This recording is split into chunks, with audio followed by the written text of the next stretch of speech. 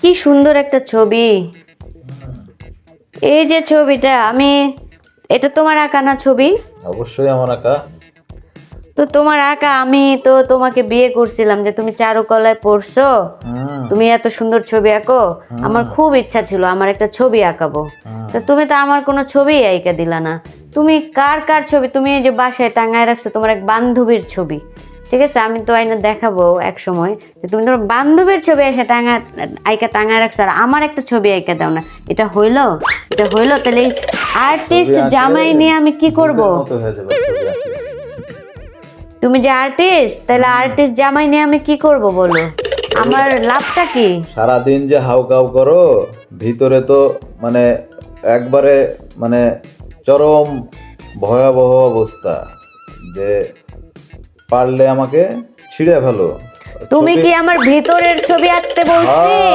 তুমি আমার চেহারা বাইরে হয়ে যাবে। তোমাকে আমি বলছি আমার সুন্দর ছবি আঁকতে, তুমি আমার চেহারার ভিতরের ছবি আঁকবা? তো ভিতরের ছবি আঁকে আর্টিস্টরা, দেখে মানুষের ভিতরে কি আছে যেটা ক্যামেরা দেখতে পায় না, সেটা আর্টিস্টরা দেখতে পায়। ফালতু আর্টিস্ট, ফালতু। তুমি আর্টিস্টই না, হুদাই পড়াশোনা নকল করে পাস করছে। নকল করে আর্ট কলেজে চারুকলায় নকল করে পাস করা যায়। তাছাড়া আর কি? নকলই তো সামনে থাকে জিনিসপাতি, ওটা দেখে দেখে ওটা তুমি আঁকোই নাই, ওটা কে জানি আঁকছে, তুমি সাইন করে দেখে দেখে দিছো। আঁকতে হয়। তুমি না হলে তুমি আমার ছবি আঁকতা না? তোমার ছবি আঁকলে তো একটা টেকনিক। আমার আর্টিস্ট জামাই এই বলে আমার আর্টিস্ট জামাই, তোমার আর্টিস্টের কোনো ভ্যালুই নেই। একটা বইয়ের ছবি আঁকতে পারো না।